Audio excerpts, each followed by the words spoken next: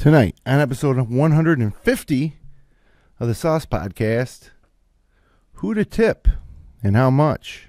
What happens when you let your puppy drive your car? Where lazy bears go in Florida?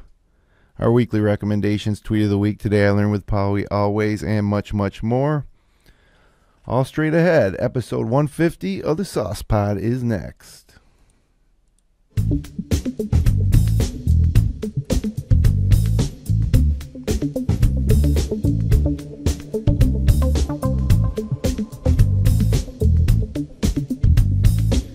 Good evening, Saucepod streamers from coast to coast. It's me, Tony Sometimes, and this is episode 150 of the Sauce Podcast, coming at you live from inside the FingerLakes1.com studios, deep beneath historic downtown Seneca Falls, New York. It's a stormy Monday night, June 2nd, 2014, and per usual, I'm joined up here by my saucy compañero, Saucy Joe. I'm flying solo tonight. Hi. Yep, mysterious taco girl, a late dropout in the saga of Dandy R&D. Whether he is, officially done on the sauce pot or not, we'll just have to wait for the summer to find out. But, all signs point to yes. Give you a little update. What's going to happen is this is going to be the last official Sauce Pod episode, normal episode of the summer until September. Bi-weekly, we're going to bring you a best of the Sauce Pod. It's been a lot of fun that we've done 2 episodes, best of the Sauce Pod, and enjoyed those. There's 150 episodes. There's certainly a lot of stuff to pull from. And next week, Saucy Joe, or should I say 2 weeks from now, on what would be the 16th of June, we're going to go ahead with Dandy's 4 Local Challenge. Fine episode. In its full entirety. So, always wondering, what we're going to talk about on these things, these podcasts, these Monday night podcasts. Mm-hmm. And I came across an article this week that was pretty interesting, and it was a guy who basically did a ton of statistics on tipping survey. Now, you and I go Gratuity? Gratuity for service. Okay. You and I have lunch 3 times a week at Red's Place. At least. And the same person waits on us 90% of the time. Yep. And I'd say we're good tippers. We're better than average for certain. I can guarantee that. So let's say... I don't know what the study says, but I'm going to tell you right now that it's going to say that we're better than average tippers. And just to give you an example, a lunch at Red's Place for 2 people, about $14 on average, we'll usually leave a $6 tip. Yeah, it's almost 50%. Yeah, I suppose that it is almost 50%. We leave at least 40% usually, I would say. Now, would that be true if when we go someplace other than Red's Place? Probably not. Just because we know we're going to get that same person daily. So do we do it for our own benefit? Knowing she'll take care of us on future visits? Maybe. I think a lot of times we do it out of just not wanting to wait around for change. That's true, too. Something, I bet you that if you... The price point for 2 people for lunch at Red's is right in that area where you can leave a 20 and have left a sizable tip, but you don't feel like you don't feel out. Some of it, I think, has to do with pride. You think so? I don't want that person waiting on me, especially if it's a reoccurring person, think I'm chinsing out or cheap. But I also don't want them to think that I'm some sort of high roller just throwing the dough, So you got to hit that sweet spot.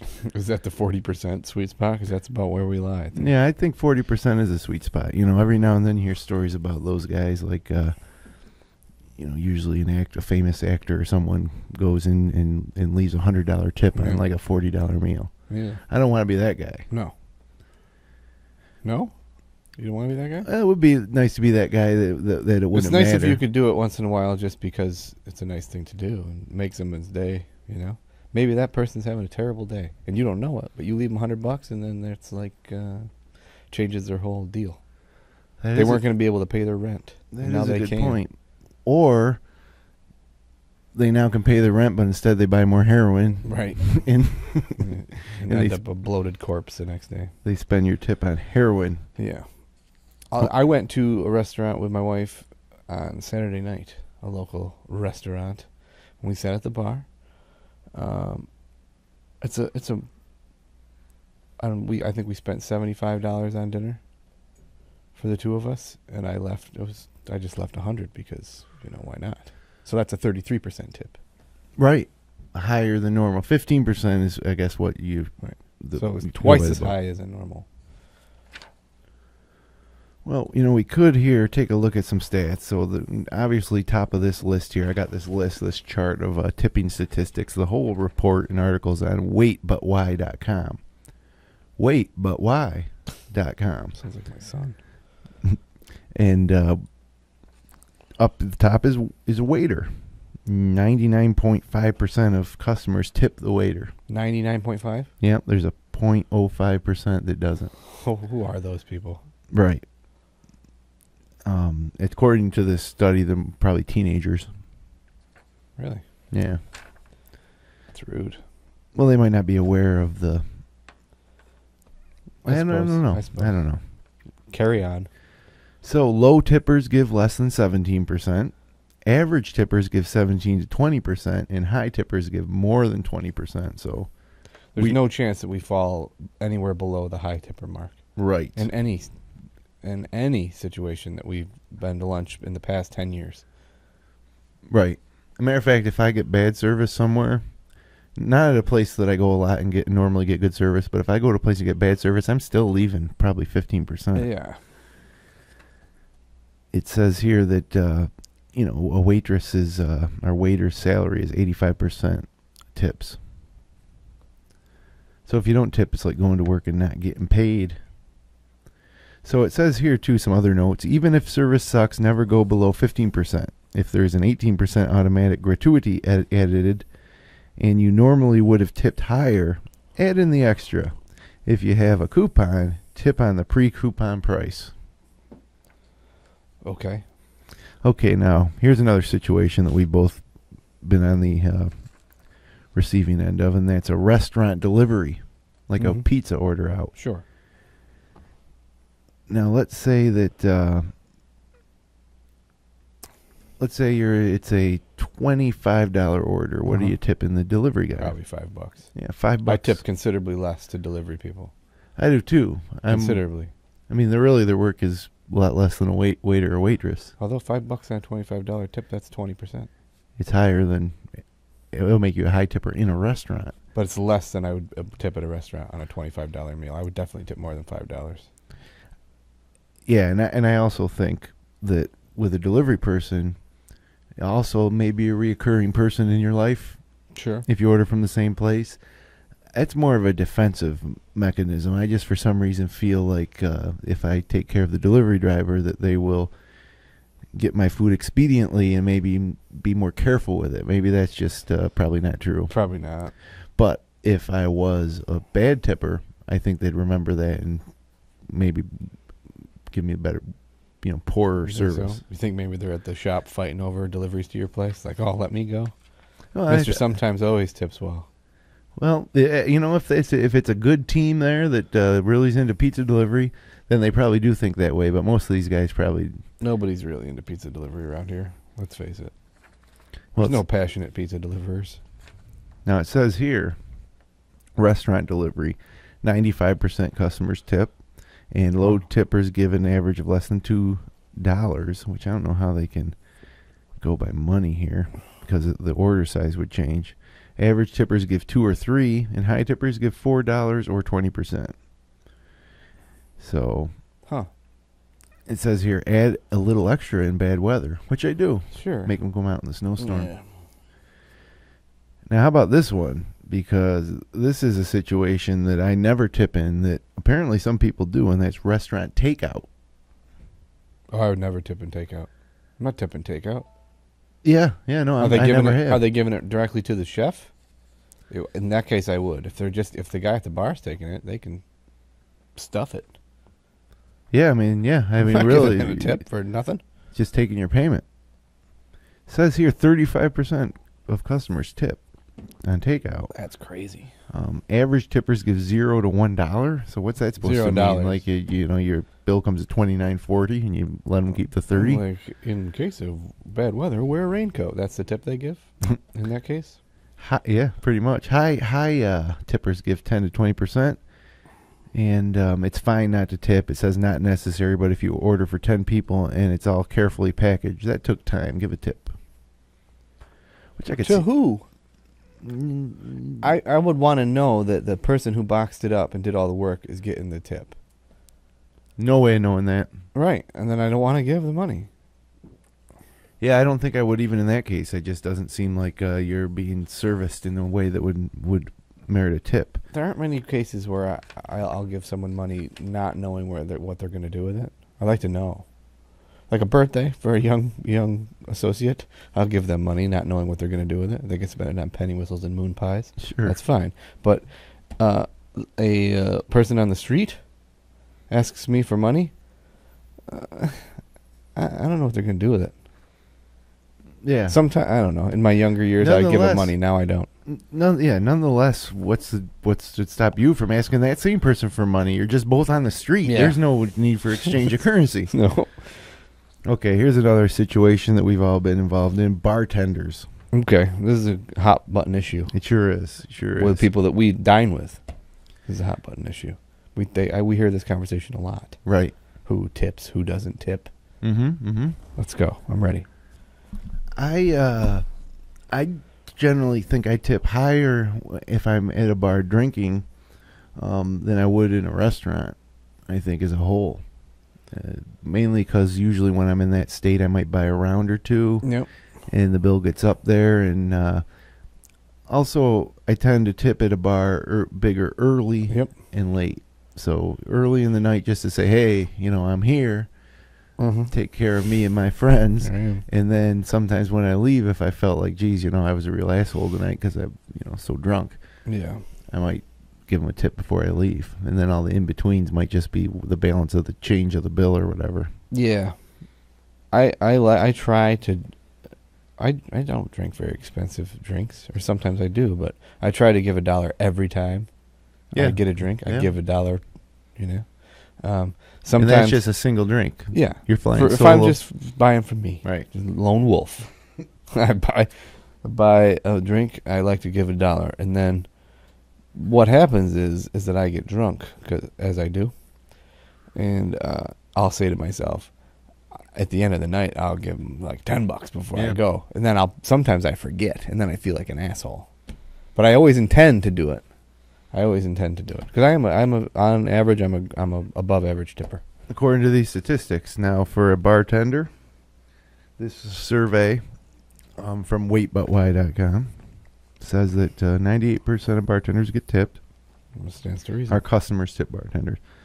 $1 for a beer, $1 for a cocktail, 15% of larger tabs. That's what low tippers give. Average tippers give $1 a beer, $2 a cocktail, 15-20% of larger tabs, and high tippers give $2 a beer, which is almost like double the price of the beer. It depends on the beer, yeah. Sure. I mean, this is probably based on like a $6 beer. Yeah, and these are city folk. Mm-hmm. Mm-hmm. These are city prices. And greater than 20% of larger tabs. Bartenders 70% to 100% of their salary is tips. And the other notes here for bartenders says the longer they spend making you a drink, the more you should tip. So if you order... if I order an apple Cosmotini or whatever the hell those things are, sure, then, which I do very often, then I should tip more. If something is shaken. Rather than just reaching in the cooler and cracking off the cap of a beer. Right. Listening it fall to the basement below. Or pour in a draft. Right. Now, what about the case of a particularly slow bartender? And they're just making you a beer, but they take a long time. They're not saying you should tip them more. That also just, slow service from a bartender generally won't affect my initial tip. No. But if it prolongs through the end of the night, I might just say screw it when I leave. But, yeah, the tipping game, there's other things here that you...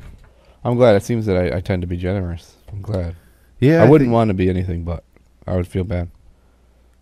I might be less generous, though. Like you said, this is a city article. We're from the sticks. Yeah. We're from upstate New York.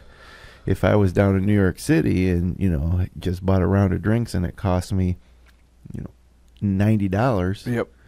I might just give them the $10 and think that's a good tip. It's when in not. reality, that's about 12%. Yeah, it's not very good.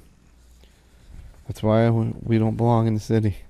Tipping's weird, a weird thing. It's kind of nice, but you think it's predicated on you're going to pay for what value you receive, but a lot of times it isn't. Not You're at just all. throwing extra money. Yep. It's But it's expected, and you're accustomed to it, so it doesn't hurt as much. yeah. If we went to Red's place in downtown Seneca Falls every day and didn't ever leave a tip, what do you think that would be like? I believe we'd be talked about. I think Negatively. Yeah, I think we'd be discussed in a bad light. Become almost a legend. Probably, yeah. The guys we would leave, and it'd be a big joke. Yeah. They would laugh. And when we showed up, they'd grumble. Mm-hmm. Huh. We should try that. Don't change anything about what we do. About what we do there. Except leave the exact change and leave for 2 weeks straight. Like, do it 1 week, and don't say anything. And I don't think anything would be said for a day or two. But that second week, I bet you. No, I'd say about the third day. That's true. The second day, they would be like. Well, first day would be like, oh man, they forgot to tip. But Or they tip so well, whatever. I don't really they care. must not have had The change second it. day, they'd probably be like, they forgot again. And then But they've the never third day, forgotten in the 200 third day, there's no way. Come Wednesday, they're like, wait a minute now. What, did I do something? She would think. She would ask Yeah. us, I bet you. Did I do something wrong? Yeah. We'd be asked on Thursday when we came in. And then we'd pull out the tips we've accumulated from the 3 days and say, haha, we're just doing a Here you survey go. on tipping. Would you prefer if we held your tips to the end of the week and delivered them to you in one lump sum? Or month. Yeah, that might be more convenient if you're a regular diner at a place. Huh. Probably not, though. Well, if the waitress was the same every time, then yes. I would invest that money somehow. Make interest on it and then pay them. Earn like 1.5% or something on the course of a 3% week. maybe if I could. Actually, that not a bad business idea there for. Holding everyone's tips. Well, let's say that Red's Place had a sign that says we're enrolled in the ECU tip program. Yep, that's Download what it's called. the app, It's called Just a Tip. and so yeah, I don't know how you'd work the service, but we could then maybe somehow transfer a certain amount. Yeah, tipping doesn't work that way. That wouldn't work. That would not work. No. So Interesting though. Yeah, maybe it requires some more thought off the air. Cab drivers get tips, which I didn't really know because we don't take many cabs around here. No, I knew that. I think I've taken cabs and not tipped because I didn't know the culture. But it says here that if you don't tip, you're super cheap. And average tip is 10 to 18%. Man. Valet guy. I've always tipped valet guys when I've come across them because I just think it's weird. I feel like you got to tip them. This guy's doing nothing. They get in your face sometimes too. Not really like in your face, but they're there. They're looming, lurking about. And at the point where the tip is exchanged, they know to linger. Yeah. In a certain pose, yeah. Yeah. Huh. What about bellhops? Hotel bellman is next on the list, and it says here that $2 per bag, $5 minimum total is average tip that you give a bellhop. Okay. I've always tipped, I think, a bellhop more than that just because it's something that's out of the ordinary, so I really don't know what to tip, so I think I would go high. You're a fish out of water. Right. What about a room service? That's got to be on there. No. Delivery, room service delivery? Not on there. Not on there. Probably about the same as a bellhop. Or probably the same as any, well... Any delivery person? No, it's gotta higher be than delivery but lower than restaurant, Because I'd say. they never have to leave the building. Well, that's true. I guess it's easier than delivery, but I think the tip would be higher because they roll it right into your room and set stuff up for you, I guess. You can get the club sandwich. Depending on where you're staying. Hair or nail salon, barber shop. Yeah, I always tip my You barber. gotta tip your barber. I mean, I haven't had occasion to recently, but I understand. I have tipped my barber in the past. 15 to 25% is the average tip. Yep. I think I'm 20%. I think I'm on the higher end. Normally, where I get my hair cut, the haircut costs. Actually, I don't know because I don't. What's go a so man's often. cut? Like $12 to $14. So I Yeah. might give it the 20, and Yeah. that's it. Huh. But what percent is that? Yeah, if it was 20, I would give 30. Yeah, You know, that's a 50% not 25. tip. Not 25. No, I would go 30. That's a 50% tip. 25 would be average according to I mean, this. if cutting my hair, $30 seems like a decent amount of time. You're there probably half hour. Strange though, because that's a fixed price. You know, you're going in, you're sitting down. There's no like. There is a price set for the service. Right. In all these situations, though. And then we give money on top of it just because. But the food service, you know that's part of their deal. Why doesn't the hair salon just raise their prices to what they feel they should be for their work? And say no tips. Yeah, well, this was a particularly nice cut. I'll give you a tip. Why, I don't So understand. the reason I think that probably is because on average, people will make more through tips than they would through raising prices. Oh, yeah, you're probably right. Matter of fact, you could lose business. Yeah, I think that people see that initial hit and they're like, "Oh man, they're too expensive. These people charge $20 for a haircut, and this other place charges $15. I'm not going there." But there's no tipping. If that got around, man, too abstract. Why mess with a system that's worked for hairdressers for Tips, decades? they're like a handshake. Tips are like a handshake. They're just there. You just do it because we do it. It's how we exchange pleasantries. Now I have a graphic. One more before we get off the whole tipping deal here, is that there's this chart here of who tips and how good they tip. And if you start all the way to the right, you'll see that the best tippers are all male dining parties. I believe that to be true. Because we're trying to showmanship. Yep. Testosterone, you're trying Especially to... if it's like a lady server. Yeah. You know, and they're all... For some reason, the male mind says, if I give a big tip here, this woman's going to want to sleep with me. Yes. You know, whether there's any chance of that or not, and there's not. But I'll know that she wants to, and that's good enough for me because I gave her a big tip.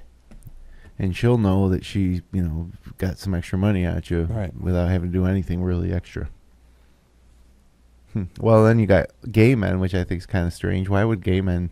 And then not too far down the whole prism here is gay women.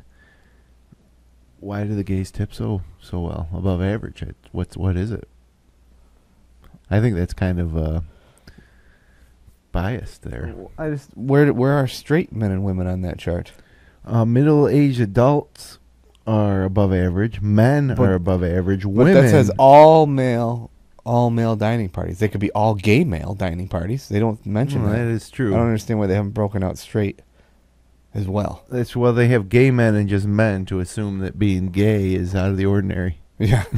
which it is, statistically. Statistically it is, sure. But usually you put data out there like that, and boy, you're going to have a gay rights group up in your face. I'm less concerned about gay rights in this situation and more concerned about the statistical accuracy of this chart. Like, what are they lumping together here?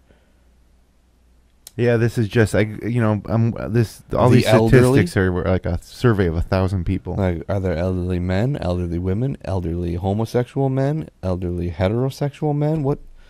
They haven't done their due diligence here, is all I'm saying. Teenagers, worst tippers. They don't have any money, number one. Right. Unless they're the teens of the hard streets of Baltimore from The Wire. Those kids all have money. I've been watching it, trying to finish it up. Man, those kids are loaded. And do they tip? Did they ever show them tipping? No, I don't think they do show them tipping, but they're flashing money around all the time.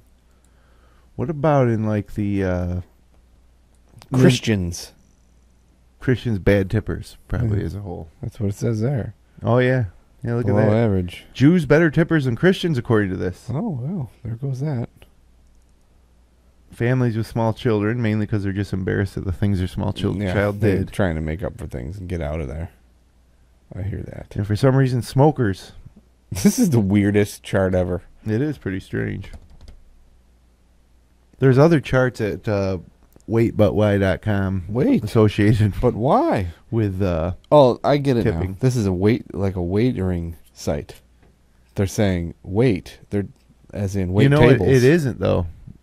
It isn't. Swear it's because they had another article about these.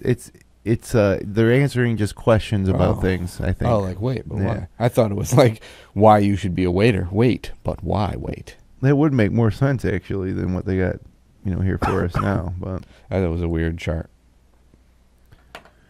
well, As charts go. yeah, there's other charts online, but that's what caught my eye this week. Hey, if there's anything that ever catches your eye and you want us to talk about in the Sauce Pod, email us at info@thesaucepod.com. Between now and September. Yeah, we'll have a huge episode in September where we'll discuss everything you want us to over the summer. But for now, let's find out what Saucy Joe and I are drinking up here tonight. A man drink like that and he don't eat, he is going to die. We serve hard drinks in here for men who want to get drunk fast.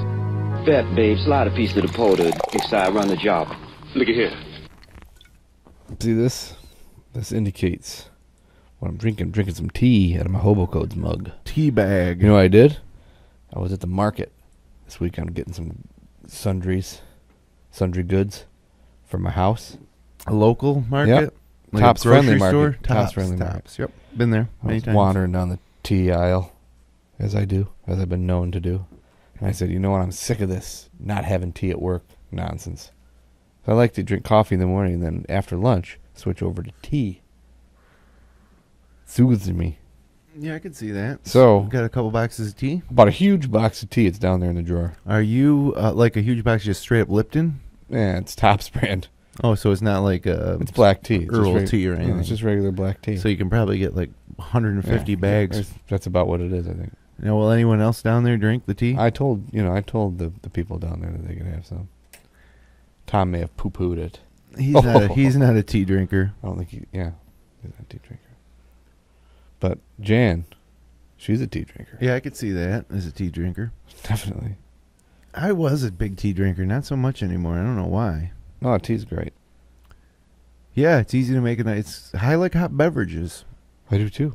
and tea's an easy one to get. Sometimes I don't. I usually do want coffee, but I know I shouldn't have it, so I instead drink tea. The caffeine, I know they say that the levels are comparable, but the caffeine in tea doesn't seem to affect me the way that caffeine in coffee does. I don't know what that is chemically.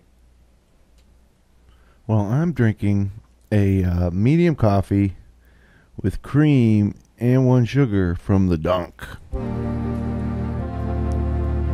Inside, run the job.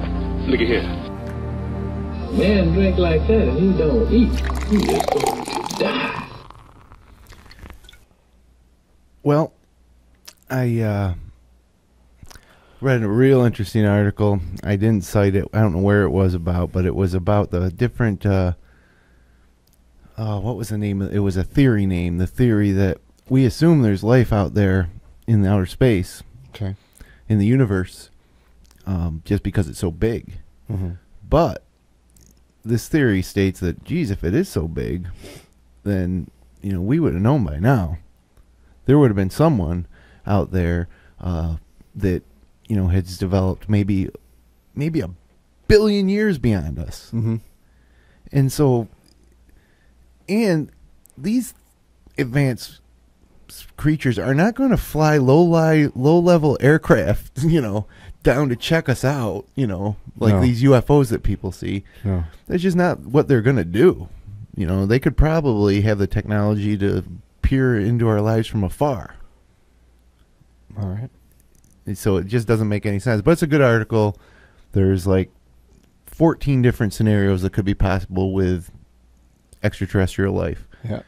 And the one, and this is just about one statistic that I want to share with you, or one number. But thinking of this article now, it's one possibility is that there has not been any other living form that would evolve to the point that we have, because it's so highly unlikely. I mean, as big as the universe is, it is so highly unlikely because of something they call the Great Filter. This theory states that somewhere in the evolutionary chain, there is a difficult thing to overcome, and maybe we haven't even reached it yet. Mm-hmm. But at some point, and this would be true worlds all across the universe, at some point, the billions of different species in the universe cannot evolve past this certain point, and maybe we're past it, or maybe we're not. But so that was interesting. But it's all based on the fact that Jesus, we know there's this many stars and this many Earth, life-supporting planets. Then, and the universe is really this big that if there was extraterrestrial life, that we certainly would have known by now. But which runs contrary. But the one thing, stat that made me lose my mind a little bit is it's a little tidbit here on the size of the universe. I'm ready.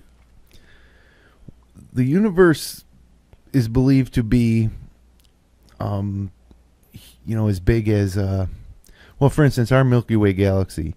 It would take like 17 million years for an advanced race to colonize the whole lot of it. That's just our galaxy. So they're saying that there's 10,000 stars for every grain of sand on Earth. Mm-hmm. Now, I don't know if you've been to the beach lately or even in your backyard, but if it's one thing there's a lot of, it's grains of sand here on Earth. Yep. And even the sand under the oceans, I mean, you can't comprehend how many grains of sand there are. And this particular, scientists or astrophysicists believe there's 10,000 stars for every grain of sand on Earth. So, well, the number of stars doesn't necessarily indicate the size of the universe. No, but it would indicate that the way we look at a sun being a star, every star could support a solar system. Sure. That's astronomical. But and if they attempt to make an assumption like that anyway, the universe is known to be expanding even as they're making that assumption. So it's even bigger than when they wrote this article a month ago. Right. Like vastly bigger. So there's probably like 12,000 stars per every grain of sand. We're speeding through space as we speak. And none of that makes, it's not something just so that we can't comprehend. It's high level stuff that people don't think about in their day to day. But it's if everybody did, then we'd all be crazy. It'd be you can't. I think that there's a great H.P. Lovecraft quote about that, the brilliance of that isolation, that we are alone and we don't think those things, because if we did, I'll find it while you talk. It's a good quote. Now, people might say, well, geez, old Tony, sometimes he must not believe in God or anything. He's talking all this science. People always talk about you. But I can't say why any of that is there. So there could be some kind of God. There could be, we could exist in the test tube of another world that is so abstract and foreign to what we think is real. Mm-hmm. I mean, there's just limitless possibilities. Yet we go about our daily lives and everything seems so important. Let me see if I can read this quote, because it is relevant, and I remembered it, which is something I try to do. Remember pertinent quotes that you can bring up. Throw out in a conversation. Yeah, I can't quote this one. I could quote the beginning, but I couldn't do the whole thing, and it's good. This is from H.P. Lovecraft, the great H.P. Lovecraft. Known horror writer, master of horror. The most merciful thing in the world, I think, is the inability of the human mind to correlate all of its contents. We live on a placid island of ignorance in the midst of black seas of infinity, and it was not meant that we should voyage far. The sciences, each straining in its own direction, have hitherto harmed us little, but someday the piecing together of disassociated knowledge will open up such a terrifying vistas of reality and our frightful position therein, that we shall either go mad from the revelation or flee from the deadly light into the peace and safety of a new dark age. Yeah, I can see that. I mean, that's basically saying that the most merciful thing in the world, he thinks, is that we are ignorant of being able to correlate all of these things together. Because if we could, it would be so terrifying that we knew where we stood. And the light that would be shed on everything, that we would either... Well, we'd abandon all religion first of all, absolutely. which would lend to the madness because people need something to believe in. They They need would- to believe there's a reason. We would either go mad or just run so fast from it that we all fall into a new dark age. Is it interesting? By that, it would mean like social unrest and the destruction of our systems. Meaning, yeah, probably technology would revert and we wouldn't have the things we have. We would have to relearn everything again. I always thought a good concept for like a novel would be to go in the future, not just 100 or 200 or even 1,000 years, but maybe like 3 million years. And so you're on Earth, and there's been cataclysmic events. Time and time again, the human race has been destroyed and rebuilt, and destroyed and rebuilt. And so this takes place sometime in the future, where millions of years in the future, where humans have evolved to a point, but they are also at the beginning of one of their reconstructions where they don't have access to all the knowledge and technology that even we enjoy today, but they do have access to some knowledge. So they might know, that electricity exists because of some lore, but they might not know how to harness it. Right. So I'm going to write that book. All right.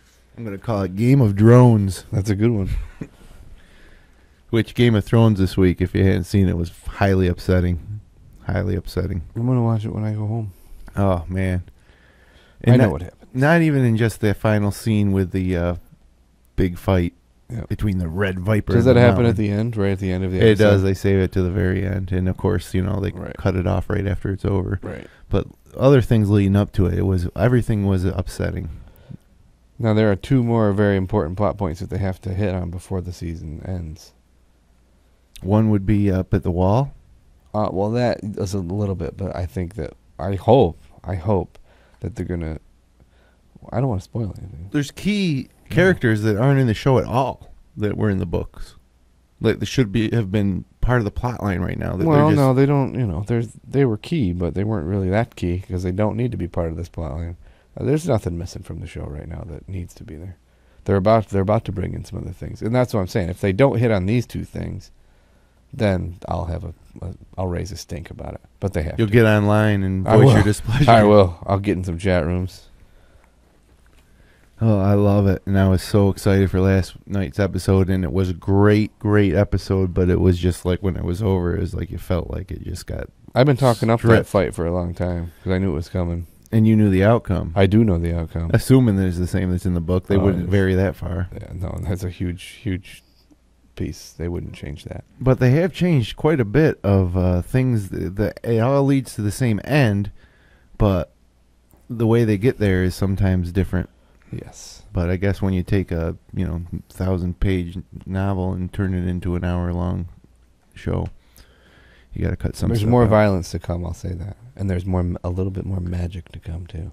Well, magic is surprising because I'm not even convinced that there is magic other than the dragons in the show. Well, When Red Priestess there, the fire, Melisandre, sure. yeah, when that black stuff comes out of her nether regions, Yeah. that's a potion. I don't think that was an actual being. You'll find that all magic, as far as I can tell, and I've read the 5th book, which is the last one that's out. All magic so far seems to be tied to the Lord of Light, which is the god that she prays to. There's another character that has been in the show and there's magic associated with him, and his name was Beric Dondarrion, the Lightning Lord. He got cut in half, if you remember, by the mountain, and came back to life. Was brought back to life. Gee, I don't remember that. And he's going to make an appearance, I hope, before the season ends again. Oh yeah, those guys were all hanging out. The Brotherhood Without Banners. Right. Yeah. The one guy kept dying and coming back, but a little worse off for the wear each That's time. exactly right. He's gonna come back one last time, and I hope if they don't do that, I would be upset because it's good. First of all, let's recommend Game of Thrones, book or show. Mm-hmm. But this guy, George R.R. Martin, incredible. I mean, Pretty not good. only did he write the story, but there is a backstory to everything that doesn't even make it to the books. He had to write the backstory just to write the story. Yeah, he's done a lot of work. It's a lot of work. He says he likes to write. I think he does. Or maybe he hates it. It's just a curse. No, he says that he never wants to retire. He always will feel the urge to want to write. So good for us, I guess. But, I've also said about that show, they're saying he's got one more book to go. And then it's 2 more books, and then it's ending. I mean, that doesn't have to end. Unless there's some, catastrophic event that wipes out all of Westeros. I mean, this story could go on forever. Well, I mean, the books are really building to two things. And that is the war between the north, the far north, the White Walkers and everyone else, versus everyone, right? For their lives, the fate of everyone, the living known world, right? And then the other one is, you have Daenerys coming back to reclaim the Seven Kingdoms, for the Targaryens, right? And all that is moot if the wall comes down and everybody is. Yeah, all this worrying about who sits on the Iron Throne and who owes what to the Iron Bank. None of that matters when the White Walkers come. Right. Now, I was talking about this with my friend today. He was thinking, I made that point today that all magic seems to be tied to the Lord of Light. Anytime magic happens in the books, that's what it seems to be about. Life, coming back to life, or something dying and giving birth to something else, like with that whole Melisandre thing you talked about. And he wondered if perhaps the White Walkers were also tied to the Lord of Light, given that the whole fire thing is the only way to trash them. It's odd, though, because they're so opposite. Right. They're blue, the Lord of Light is red. Well, then that's the opposite end. Maybe there's a tie in there. Their magic is the Lord of Dark. Or whatever. The old god, there's the seven, the old gods, and then there's the Lord of Light. That's the new religion. Well, we know there's no. Well, I don't want to give away any spoilers, so instead, let's take a look at our tweets of the week.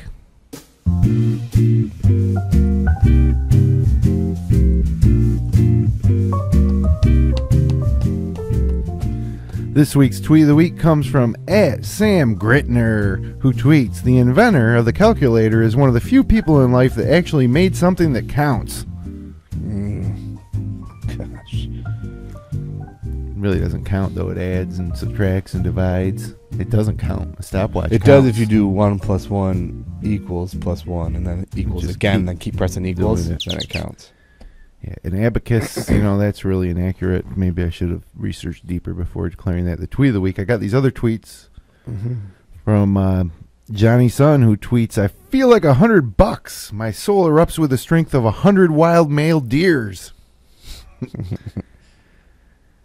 At Kylek Inane's tweets, "My mouth smells like a cave. Someone shoved a bunch of dead animals into it."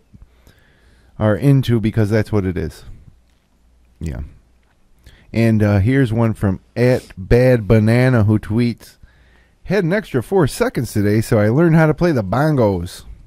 Let's see, that was the best one. That's a shot at bongo players everywhere. Although, no, it's not a shot at bongo players. You know what? And why I chose this, and you can relate to this, as a fellow musician who's played in bands and had jam sessions where there's bongos around.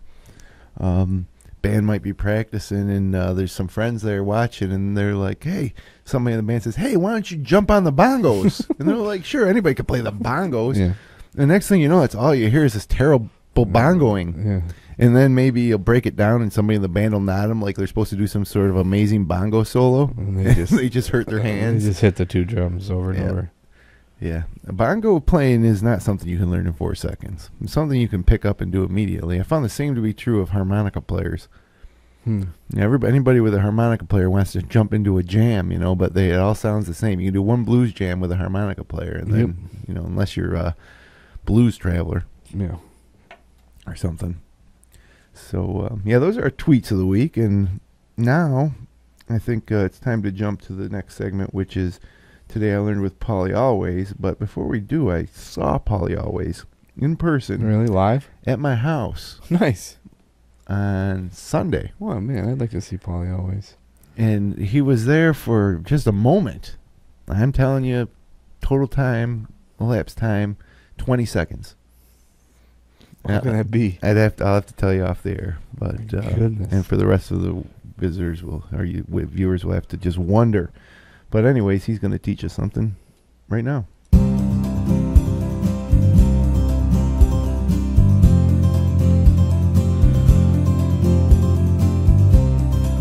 Today I learned with Paulie Always. Hi, Saucepod amigos. Today I learned that oil is so full of energy that if you could consume it, it would have 31 million calories per gallon. Your friend and loyal compatriot, Paulie Always, P.S. Fuck Roger. That's it? Yeah. 31 million calories know per you gallon could've- if you could consume it. I didn't know you could apply calories to non-food items. I Well, guess that's how you calories measure are- calories. Well, calorie is a unit measurement of energy, Yeah, right? you burn things. That's how they calories in food. They burn it. And how whatever energy is released, that's how many calories are in the food. What does he mean if you could consume it? You could consume it. I mean, think if your body could process it, the energy, it's not edible. Could you could could consume you do it. a shot of motor oil and survive? Yeah. Well- You could survive, but it would hurt, I bet. I bet it would hurt. Well, you're probably down. Maybe not. I don't know. Yeah, you could probably do a shot of motor oil. Not used motor oil. I don't know. Why am I speculating about this? I have no idea. There has to be an amount that would kill you. A shot probably wouldn't be it. No. Could make you sick though. A quart. 1 quart of motor oil. Would surely kill any man. I assume it would. There's a... Yeah, you can drink a certain amount of that stuff. Well, with Probably. all the calorie counting going on, I don't think anybody's going to want to take any extra calories in by drinking motor oil. No. Well, but if you could, 31 million calories per gallon. That's a lot of potential energy. How much calorie is in a gallon of milk? In a whole gallon? Yeah, like I a can gallon. tell you right now. Google knows that. If I had to guess, I would say around 400 to 500 in a Yeah. whole gallon. There's Calories probably in 1 8 glasses. gallon, A gallon? of whole milk or 2%? Yeah, let's go 2% since that's what everybody's drinking nowadays. Okay. How many calories are in a gallon of milk? Here we go. The internet's amazing, by the way. 2,000 in a whole gallon. 25 in a whole milk. Gallon. And we're talking about a gallon of oil, right? Yep. So there's our 31 million. I mean, that's ridiculous. That's why it's so valuable. Yeah. The energy, man. That's what it's all about. I've seen Mad Max enough to know what it's all about. Before the internet, we would have had to have wondered We would how have many calories were in a gallon of milk. Do they list? Do they list them? List them what? Calories on a gallon of milk? Is that yeah, something oh, that's yeah, required? Sure. It'll So say we would amount. have had to go to the fridge. Well, it'll say per serving, there's 200. And how many servings are in there? 10. I don't know. I just made that up. Would have had to go to the fridge. We could have found the answer, though. Sure. Hey, since we are going on a summer break after this, Hiatus. our 150th episode, more important now than ever to subscribe to the Sauce Pod. Yeah, it is. If you want to catch us when we return. Of course, I say we're going on a hiatus, but these best of episodes aren't much different than an ordinary episode. I deliver it live, and we watch some good true. clips from the past, and I'm certain most of the clips that I played you've probably forgotten about already, even if you had listened to it before. Yeah, and you could probably coax someone into coming up and delivering it with you live and talking about the clips, Oh, yeah, if Rudy... That's the P. meta Ringtone's game. That's in the town meta or game of something. the Sauce Pod. Meta sauce. Yeah, I think it'll be a meta summer here for Oh, Sauce boy. Pod fans, for all you Sauce Pod fans. But, like I say, subscribe at iTunes and rate and review us. Go to thesaucepod.com, hook up to our RSS feed, or become friends of ours on Facebook or Twitter. These are all ways to make sure you get the latest Sauce Pod when it's ready. And you can watch or listen on your computer, tablet, phone, or a smart television. Well, one thing that our viewers are going to miss this summer is keeping up on all the important news of the week.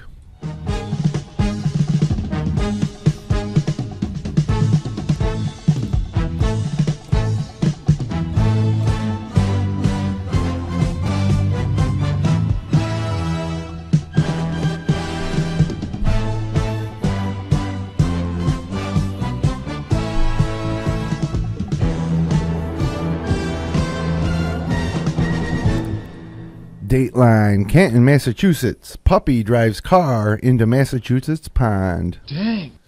After going for a walk, a German Shepherd puppy owned by a Massachusetts man decided to go for a drive straight into a pond.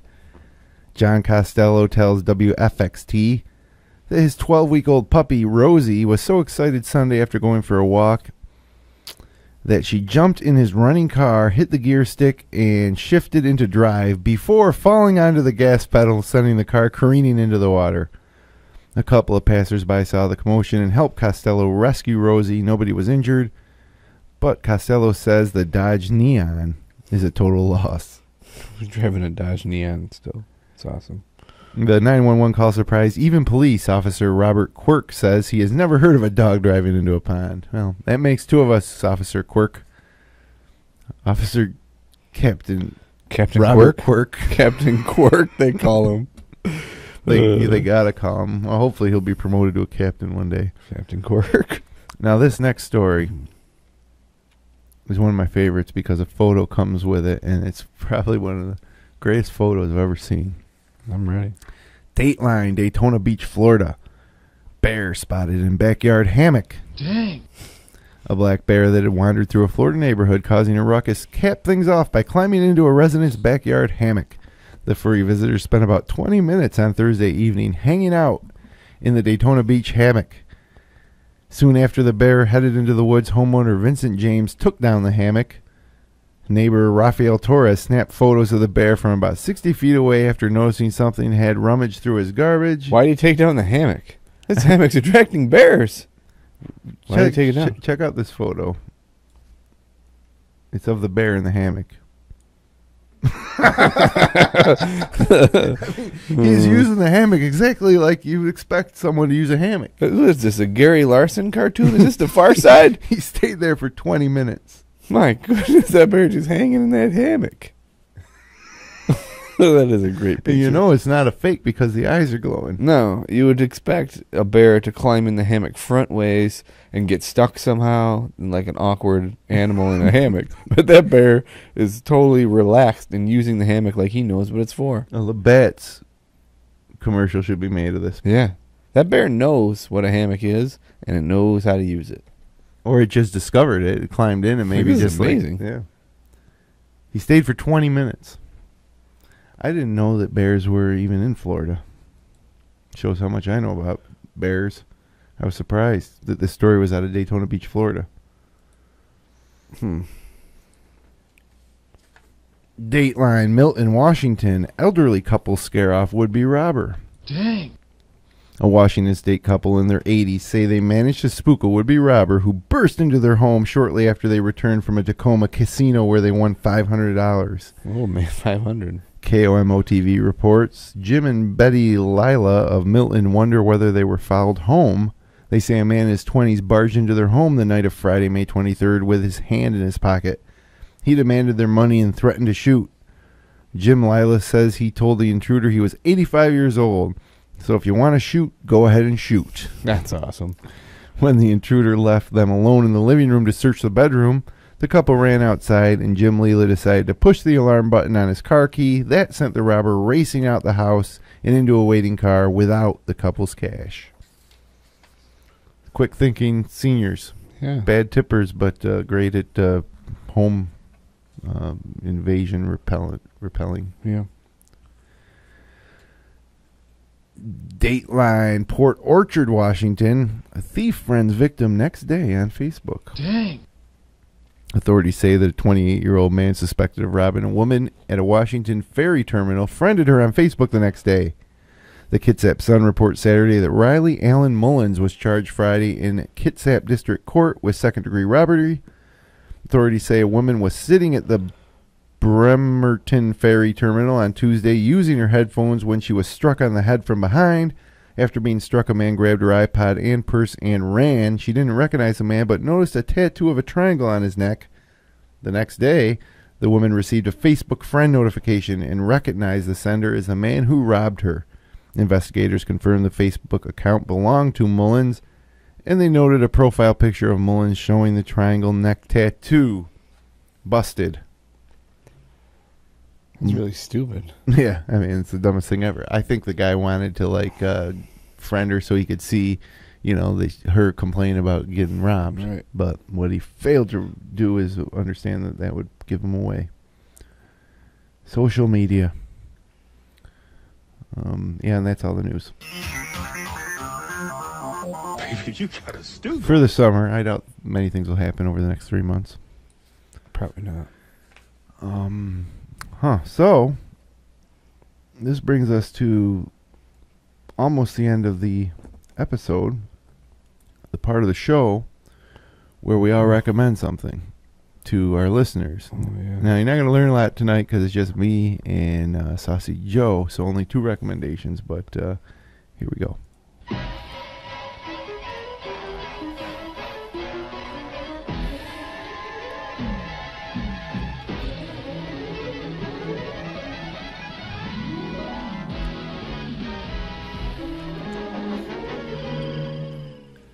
I recommend the music of Jimmy Smith. Anybody know who Jimmy Smith is? I want to say yes. I mean, it sounds like a common name, but I personally was using some of the music discovery apps at Spotify, and I came across old Jimmy Smith. And he's old school New Orleans style jazz funk. Looks, from what I can tell, to be from the late 60s. And boy, he can really jump and jive. I'm going to see if I can find a little something here. Yeah, here's a song called The Cat by Jimmy Smith.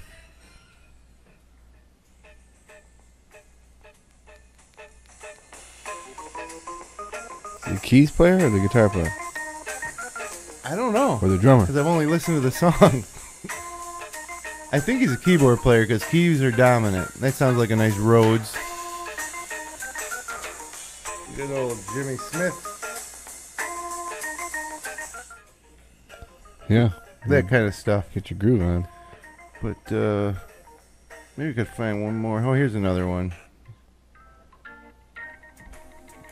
Yeah, there's a little more keyboard.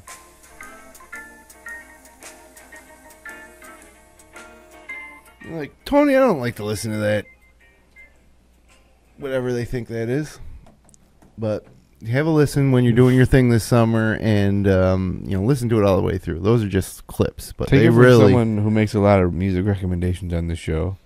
People don't listen to you. They're not listening to you. They don't I want to hear it. listened to your recommendation of 3 weeks ago. It was a music recommendation. Rye. Yes. Oh, yep. And that's I've so good. added it to some playlists, a few tracks. Smooth stuff. So Good one. Nice. Who knows who listens to the recommendations? I know that friend of the show, Chris Hayes, has a Chromecast because of our recommendations. That's true. So you never know what's going to stick. I recommend clams. Clams, I recommend them. Go out and get some clams. And steam them. Steamed clams. It's the You season. know what I like to do? Put them right in the grill. That's how I do it. Yeah, they open right up. Oh, it's awesome. And I don't really think they're any better or worse than steamed. No, they're not. It's because they're just if you don't let them get too dry, it's, on there. When they pop, they're ready. Yeah, you got to take them off. But then you just drop them in some butter. Butter They is the key. reconstitute themselves. I mean, that's really all clams are, butter Delivery vessels. Yeah. Clams, I recommend them. Get them. And they're easier than you might think Like I said. to obtain. Tops has them. All your groceries Yep. have them. My neighbor brought me some wild caught clams. They weren't all the same size. They were, because they weren't harvested in a grown He area. got them harvested himself? I don't know where they got them, but they were wild caught. They were all different sizes. They were great. Were they gritty? Nope, not at all. I don't know if he cleaned them before, but we didn't clean them, so he must have. You have to dig for clams, Clam diggers, you wear special pants. which are really just rolled up jeans. Dungarees. Speaking of that, I saw a friend of the show, Rudy P. Ringtone, wearing clam diggers on a Throwback Thursday picture last Thursday. Yeah, old Rudy P. Ringtone photos could be a basis for its own show. It's true. There was an episode of the Sauce Pod that we had downstairs during a major hurricane that came through. And Johnny Garbage was there, and I think you'll see something from that show on Johnny Garbage. future Best of the Sauce Pod. That's my favorite Sauce Pod name, Johnny Garbage. Because he worked at the dump. You know, you'd think maybe here on the 150th we might have time to talk about the Behavioral Sink by Will Wiles. Real quick, give him an overview. We got like 60 seconds. No, we got like 60 seconds. I can't give an overview of that in 60 seconds. Well, now that we've... Rats preen themselves, left on their own devices, they stop. They stop caring about how they look, things of that nature. It's pretty crazy. So there you have it. And that's it. All right, Saucy Joe, 150 times we did this. That's something. Yeah. It's certainly something. And who knows, you know, you think there's a chance we don't come back in the fall? I think there's a chance. Anytime you go on a hiatus, anything can happen. People can get sick. Yeah. I feel a little sick right now, so I might not make it to September. I don't know. We know that Dandy R&D is expressing interest to hang it up. Mysterious Taco Girl seems game, though. It's just the summer season's busy for her. Yeah, I'm busy, too. So I'm okay with the hiatus. Be easier to mow the lawn. That's you know what for happens? sure. It's all about momentum. What happens is once you start getting sedentary with the idea, you know, you sit down, not going anywhere on Monday nights, then, oh boy, it's hard to get back on that horse. You mean after a summer of just having Monday nights free? Yeah. It's easier in the winter, though, because it's dark. I agree. By then. We'll see what happens. Only time will tell. A quick programming note. We may be, actually, next week we're pretty much debuting a new podcast, Monday nights at 9, called The FLX Golfer. Oh, boy. It's going to be a golf podcast. I'm going to host it. People say, hey, Tony, sometimes you host like so many podcasts. What the hell? They do say that. I've heard people say that. And the thing, you know, I've been called around town by people who didn't know me. Actually, younger kids said to older teacher once, they said, hey, that's that podcast guy. And you're the podcast guy. But nobody around here hosts more podcasts than you. Well, you're pretty right about that. I mean, yeah, there's no doubt. When it comes to podcasts in probably the 9-county Finger Lakes region, I am the king. You are you're the podcast guy.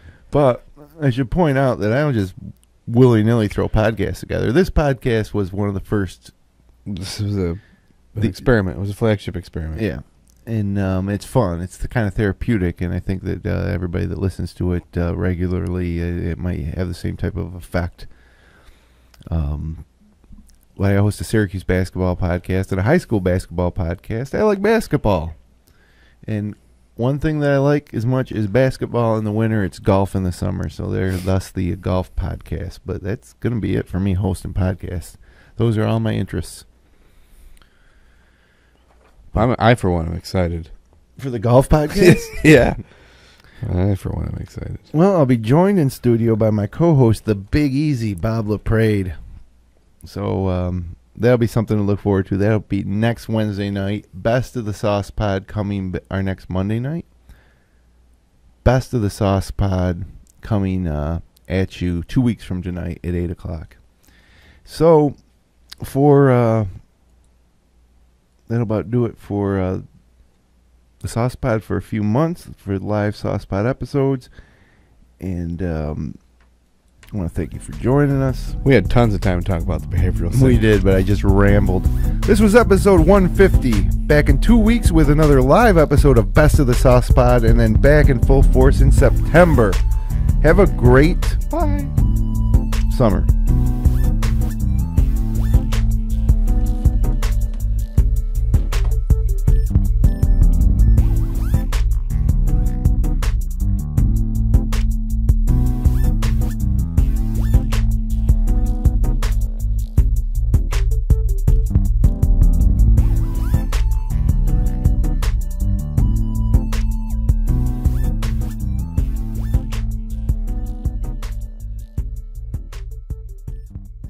Support great local content like this by becoming a patron of FingerLakes1.com. Visit patreon.com/FL1.